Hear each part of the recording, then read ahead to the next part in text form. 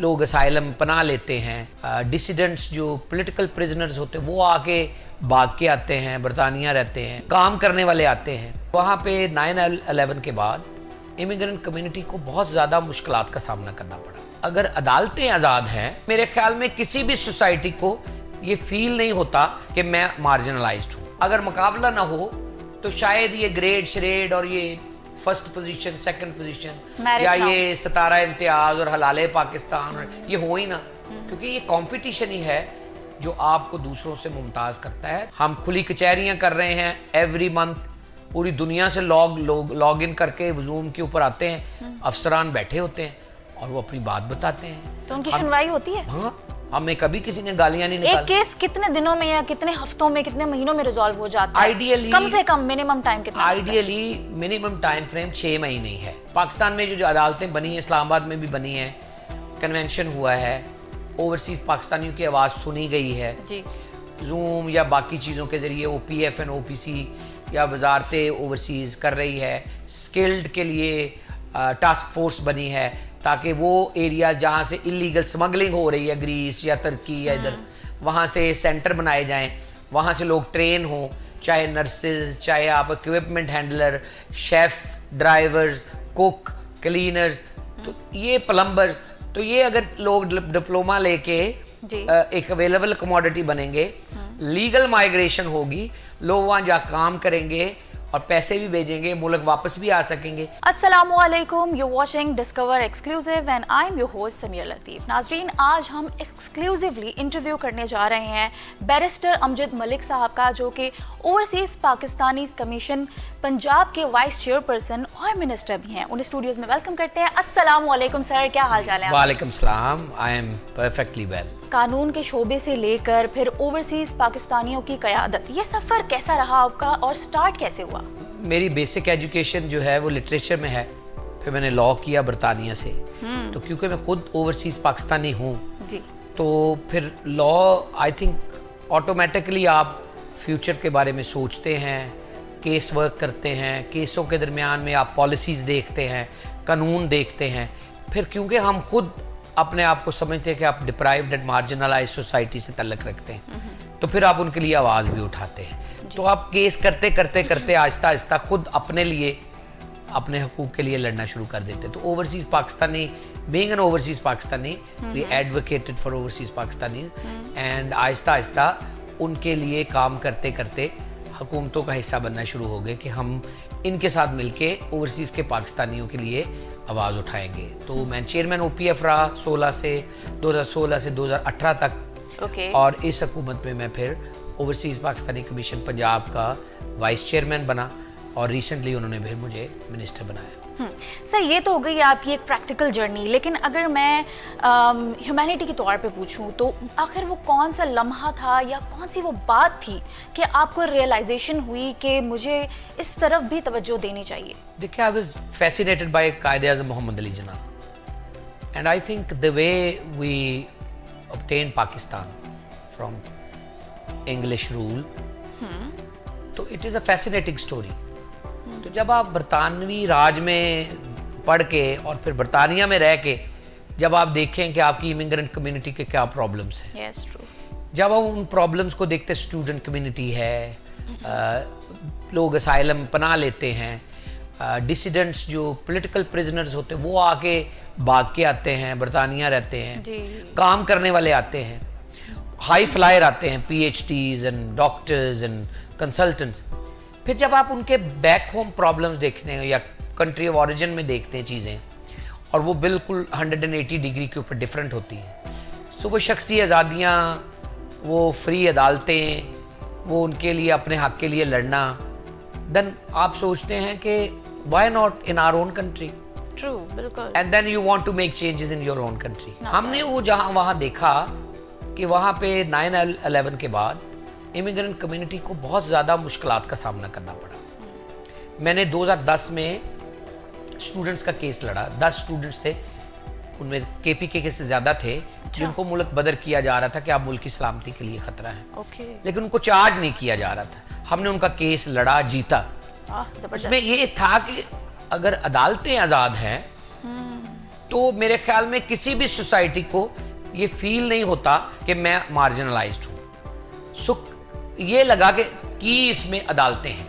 तो जब हम यहाँ आए तो हमने फिर खसूसी अदालतों के लिए काम किया और अल्हम्दुलिल्लाह with the assistance of chief justice Lahore high court Aalia Neelum sahiba as the chief minister Punjab, हमने 37 डिस्ट्रिक्ट्स में कानून पास करके खसूसी अदालतें ओवरसीज के लिए लगाई हैं कि वो 6 महीने में केस को कंक्लूड करेंगे। अच्छा। 3 पेशियां होंगी और उसकी जो अपील है वो 60 डेज में हाई कोर्ट में होगी। तो ये सब ऑनलाइन होगा? ऑनलाइन। ओके। और आप बाहर बैठ के, मैनचेस्टर से बैठ के, अमेरिका से बैठ के, सऊदी अरब से बैठ के वीडियो लिंक के जरिए अदालत में इस तरह स्क्रीन के ऊपर अपना बयान रिकॉर्ड करवा सकते। अब 10 years बिफोर ये सोचा भी नहीं जा सकता था, बिल्कुल तस्वुर भी नहीं किया जा सकता। और फिर आहिस्ता आहिस्ता हमने जो मंशूर बनाया उसके ऊपर पब्लिक डिमांड इतनी थी कि हमें वोट का हक दिया जाए, तो मिडल वे निकाला गया कि पार्लियामान में ओवरसीज को सीटें दी जाएंगी। सो वो 10 सीटों का पार्टी ने वादा किया। इसी तरह आहिस्ता आहिस्ता प्राइम मिनिस्टर ने कन्वेंशन मुकर्रर किया पिछले साल, तो उसमें इसके ऊपर आवाज़ें उठनी शुरू हुई। तो अल्हम्दुलिल्लाह वो कई दफ़ा ये सोचा जा 20 साल पहले हम सोचते थे कि पाकिस्तान में भी वोट ये होगा कि सीटें मिलेंगी पार्लियामान में, क्योंकि दोहरी शहरियत वाला तो इलेक्शन ही नहीं लड़ सकता। लेकिन दोहरी शहरियत वाला डायरेक्ट नहीं, इनडायरेक्ट जो लेजिस्लेशन उसके ज़रिए रिजर्व सीटों के ऊपर वो नुमाइंदा बन सकता है। जैसे आज़ाद कश्मीर में अभी एक बरतानवी नज़ाद आदमी MLA मुंतखब हुआ, तो ये हो सकता है। ये मेहनत करनी पड़ती है, सालों भी लगते हैं, लेकिन अगर आप अच्छी सोसाइटी में अच्छी चीज़ें सीख के अपने मुल्क में कुछ करना चाहिए। जैसे मिसाल देता हूँ, अगर आप डॉक्टर हैं जी, आपने की होल सर्जरी सीख ली है ऑक्सफोर्ड से, आप हॉस्पिटल में काम करते हैं।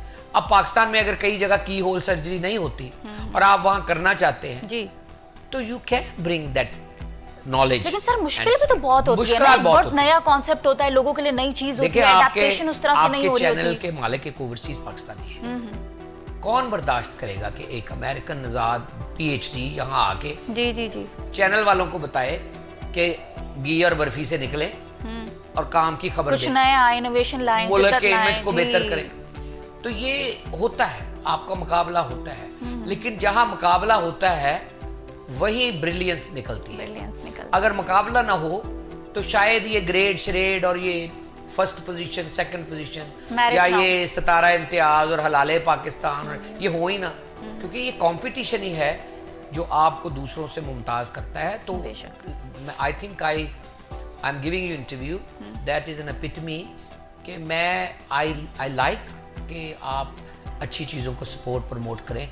मैं ओवरसीज़ की बीट देखता हूँ, तो discover I think is a representative of overseas Pakistani. Discover is a representative के पाकिस्तान के इमेज को बेहतर करे और एक नॉन पॉलिटिकल फैशन में पाकिस्तान की बात को उठाए, अच्छी चीज़ों को प्रमोट करे, बुरी चीज़ों को क्रिटिसाइज करे।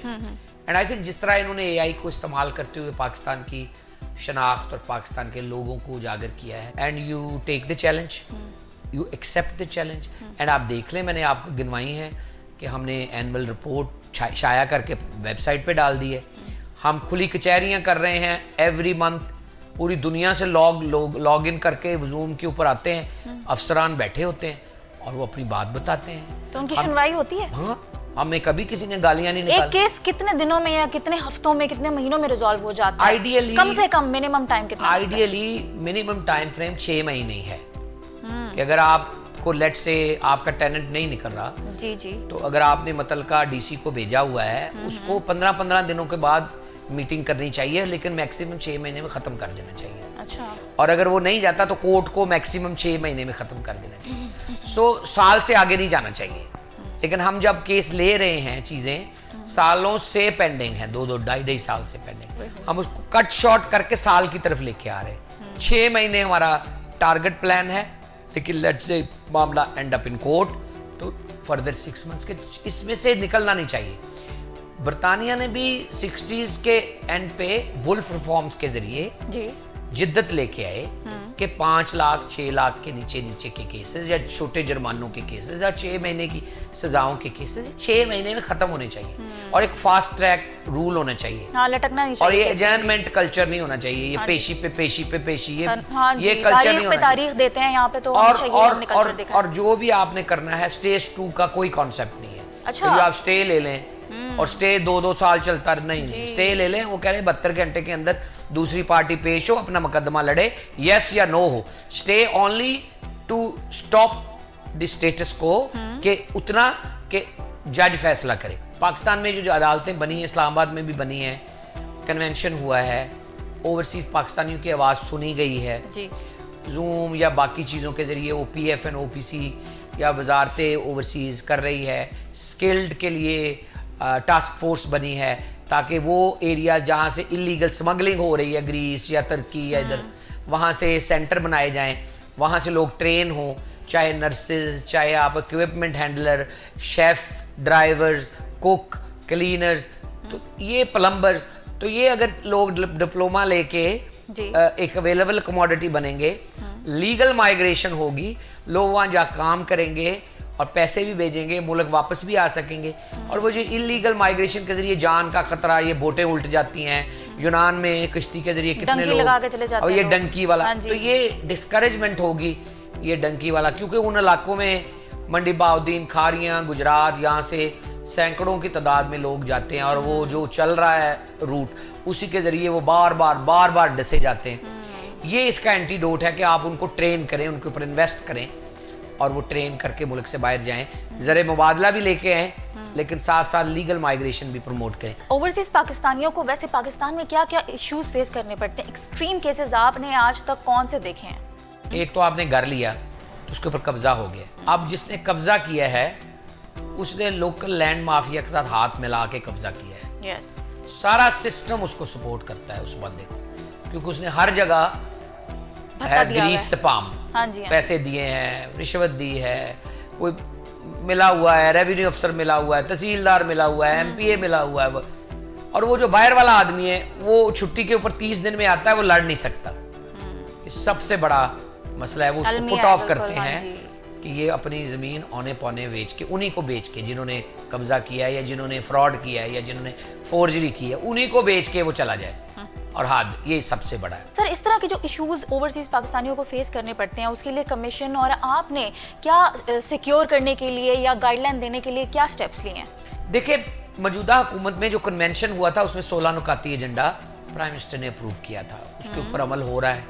गवर्नमेंट पंजाब ने फैसिलिटेशन डेस्क बनाया है जिसको हम एयरपोर्ट पे भी लेके जा रहे हैं, लेकिन अल्फला बिल्डिंग माल रोड के ऊपर फैसिलिटेशन डेस्क बनाया कि 1 विंडो शॉप हो, आप एक जगह पे जाएं, सिर्फ ओवरसीज पाकिस्तानी शनाख्ती कार्ड दिखाएं और उन सर्विसेज से इस्तेफादा करें। अच्छा। कोई सिफारिश नहीं, आप गो इन, टेक अ टोकन, आपकी जिस तरह बारी है आप उसी तरह अपनी बारी पे जाएं।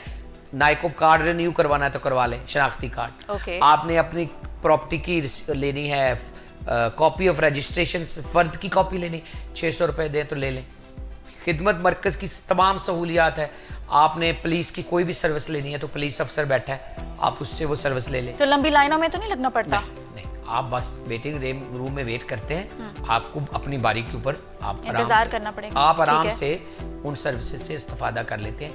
ये वो चीज़ है जो आहिस्ता आहिस्ता स्मार्ट सेल्स बना देगी एयरपोर्ट के ऊपर। और आपको अगर कोई भी मसला होगा, आप करप्शन का खात्मा करेंगी।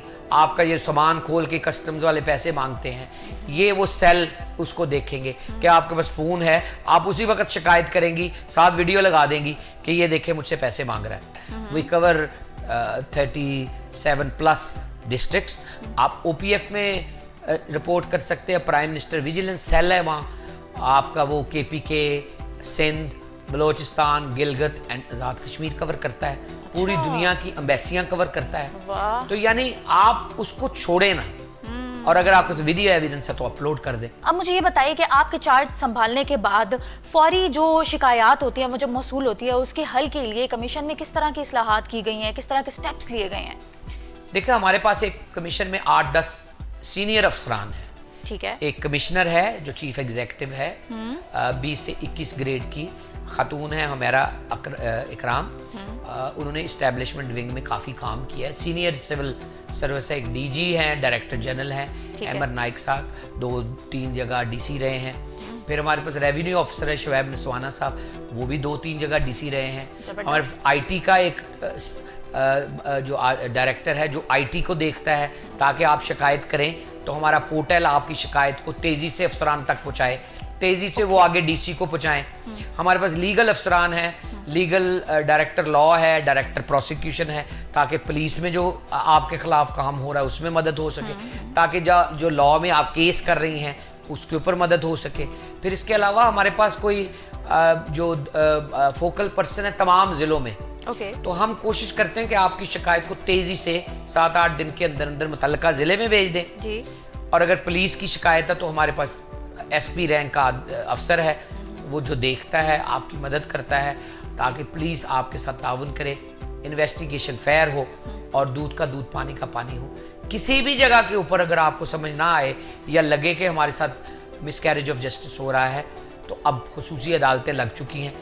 कोई भी शहरी किसी भी मुतल्लिका नियरेस्ट कोर्ट में अर्जी डाल सकता है, उसको वकील की ज़रूरत भी नहीं है, वो अपनी अर्जी आहिस्ता आहिस्ता ऑनलाइन ही शुरू हो जाएगी। लेकिन अगर उसको ब्लैकमेल करने की कोशिश की जाए या फिर उसे कहा जाए कि मुझे भत्ता दो, फिर तो वो अदालत में जाए, अदालत में जाए। किसी को भत्ता, रिश्वत, सिफारिश की ज़रूरत नहीं है। पोर्टल के ऊपर शिकायत लगाने के लिए आपको किसी की सिफारिश की ज़रूरत नहीं है। पोर्टल पे आप नाम डालेंगे, अपना शनाख्ती कार्ड डालेंगे और कहेंगी मैं यहाँ शनाख्ती कार्ड लेने गया हूँ, मुझसे 100 रुपये मांगे गए हैं, और उस अफसर का नाम दें जिसने मांगे हैं। अफसर के खिलाफ अलहदा कार्रवाई होगी और आपके मामले में आपकी शिकायत के ऊपर अजाले के लिए कार्रवाई अलहदा होगी। इसी तरह कब्जे की चीज़ें हैं जहाँ पे डीसी हेल्प नहीं कर सकता, आप नालिश अपनी दायर करें मतलब मकामी अदालत में।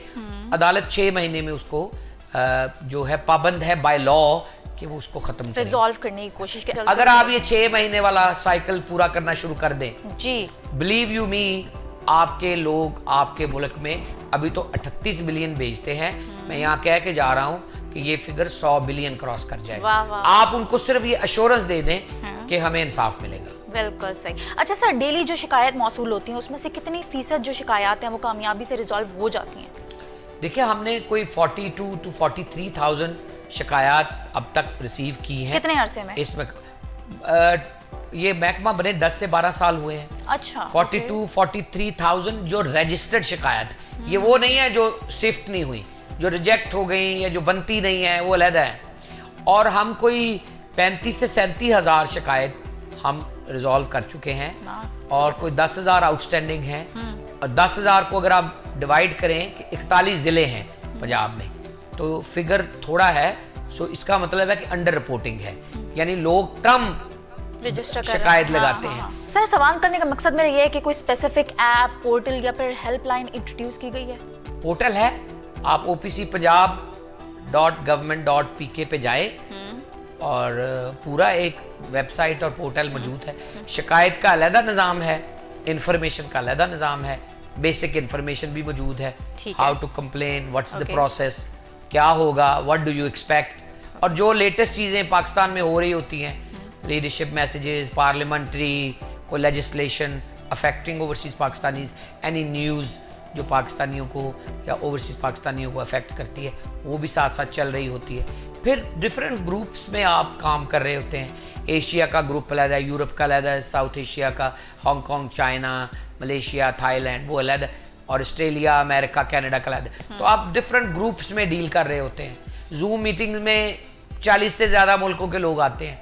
हमने कल जूम मीटिंग करनी है, तो वहाँ पे 2 बजे जब हम ऑन करेंगे अपना जूम लिंक, तो 40 से ज़्यादा मुल्कों के लोग आएंगे। so, ये वीकली बेसिस पे होता है? ये हर महीने की 25 को, अराउंड 25। so, एजेंडा क्या होता है? एजेंडा के अगर आपका शिकायत दर्ज है, आप किसी भी जगह के ऊपर आप समझते हैं कि आपको रास्ता नहीं मिल रहा, या आपको समझ नहीं आ रही, या आपकी शिकायत के ऊपर अमल नहीं हो रहा, या डिले ज़्यादा है, या कोई रुकावट डाल रहा है, या कोई तंग कर रहा है, कोई पैसे मांग रहा है, या आपको कोई हरास कर रहा है, तो तमाम अफसरान लाइन में बैठे होते हैं और वो सुनते हैं। वहीं लैपटॉप के ऊपर पता चलता है कि इनकी शिकायत की नेचर और स्टेटस क्या है, वहीं पे बताया जाता है, वहीं पे अहकामात दिए जाते हैं और परसू किया जाता है कि इसको कैसे पहिए लगाए जाएं और इसको कंक्लूड किया जाए। It is a reassurance.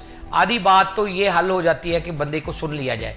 अब वो कोरिया में बैठा है आदमी और वो रात के 10 बजे इंतजार कर रहा है कि हमारी बात सुन ली जाए, सुनवाई हो जाए। तो अगर उसको सुन लिया जाए और तमाम लोग सुन रहे हैं, इट इज़ वेरी रीअश्योरिंग कि कोई गवर्नमेंट ऑफ पाकिस्तान का डिपार्टमेंट किसी को सुन तो रहा है और उनको चल के आना नहीं पड़ रहा। वो जूम के ऊपर अपने घर बैठे in his own comfort sitting on his own sofa, they are sharing their experience with us. So we are giving this opportunity every month. वैसे हम अवेलेबल हैं, हमारा स्टाफ अवेलेबल है 24/7 हेल्पलाइन है। नंबर है 042 111 672 672 111 672 672। It's a 24-hour helpline. You can speak to the जो information officer है। लेकिन अगर किसी के साथ हरासमेंट का केस हो जाता है, कोई फीमेल पाकिस्तान आती है और उसको हरास कर लिया जाता है और वापस चली जाती है, तो वो क्या कैसे जाके भी दोनों काम कर सकते हैं, जाके शिकायत भी कर सकते हैं। अगर उसने कोई टेस्ट नहीं किया ऑन द स्पॉट और वो बात देखिए, दुनिया में क्राइम कहीं भी हो, लाजमी नहीं है कि उसी वक्त आप बताएं तो क्राइम को पनिश किया जाएगा। क्राइम जब भी रिपोर्ट होगा it will be properly investigated. आजकल तो मॉडर्न डे टेक्नोलॉजी का जमाना है, अब तो DNA MRI का जमाना है, अब तो जुर्म छुपा नहीं रह सकता, तो रिपोर्ट ज़रूर करना चाहिए। हरासमेंट हुई है, बहुत ज़्यादा हमारे पास नेगेटिव जो कंप्लेंट्स आती हैं वो ब्लैकमेलिंग की हैं। ख़वातीन ब्लैकमेलिंग का करती हैं कि जी हमारी तस्वीर गलत बना के हमें ब्लैकमेल किया जा रहा है, पैसे मांगे जा रहे हैं। बहुत सारी शिकायत है हमारे पास, तो हम उनकी सीगा राज में रखते हुए एक सीनियर पुलिस ऑफिसर को मामला देते हैं ताकि हर एक के पास ना ये जाए और उनको फिर उनको भी खातून को भी हम देते हैं फर्स्ट एड क्लिनिक एडवाइस, यानी क्या कहते हैं उसको, लीगल एडवाइस जी। लेकिन हम FIA और पुलिस को भी इन्वॉल्व करते हैं ताकि ऐसे मुल्ज़मान को कैफ़रे किरदार तक पहुँचाया जा सके। And we bring those people to account who are using the shelter of the country and trying to blackmail. ये उल्ट भी है, ये यानी बाहर के ममालिक से पाकिस्तानी भी विक्टिम है। हाँ जी, यही तो। और बरतानिया में बैठ के हाँ। पाकिस्तानी भी विक्टिम है और बाहर बैठ के पाकिस्तान वाले भी विक्टिम बना रहे हैं। ये दोनों तरफ है, एक तरफ नहीं है। लेकिन अगर पाकिस्तानी भी विक्टिम है हाँ। वो भी हेजिटेट ना करे। अच्छा, वो भी FIA के साथ इन कॉन्फिडेंस अपने वो इमेजेस, अपनी वो चैट सेव करें, स्क्रीनशॉट करें, शेयर करें, जिस अकाउंट से, जिस सोशल मीडिया प्लेटफॉर्म से वो आ रही है उसको शेयर करें, रिपोर्ट करें। देखिए, आज आप शायद रिपोर्ट करें तो आप बच जाए, लेकिन आपके रिपोर्ट करने से शायद कोई और भी बच जाए। लेकिन ये आप रिपोर्टिंग अपने लिए नहीं करते, आप मजीद जो लोग विक्टिम बन सकते हैं उनके लिए करते हैं ताकि उनको आसानियां क्योंकि वो बंदा आपको छोड़ के किसी और को निशाना ना बनाए और विक्टिम ना बनाए। इसलिए रिपोर्टिंग बहुत जरूरी है। FIA को भी रिपोर्टिंग जरूरी है, पुलिस को भी रिपोर्टिंग जरूरी है और मुतल्लिका मुल्क की पुलिस को भी रिपोर्टिंग जरूरी है। आजकल तो ईमेल पे हो जाता है सारा, हेल्प जरूर लेनी चाहिए। बिल्कुल, आगे बढ़ना चाहिए, स्टेप लेना चाहिए। बहुत शुक्रिया सर, आपने अपना टाइम दिया और इतनी इन्फॉर्मेशन शेयर की, और उम्मीद है कि आज का जो एक्सक्लूसिव है वो आपको बहुत पसंद आया होगा और बहुत इन्फॉर्मेशन आपने गैदर की होगी। इसी के साथ मुझे दीजिए इजाज़त, अपना ख्याल रखिएगा और देखते रहिएगा डिस्कवर पाकिस्तान।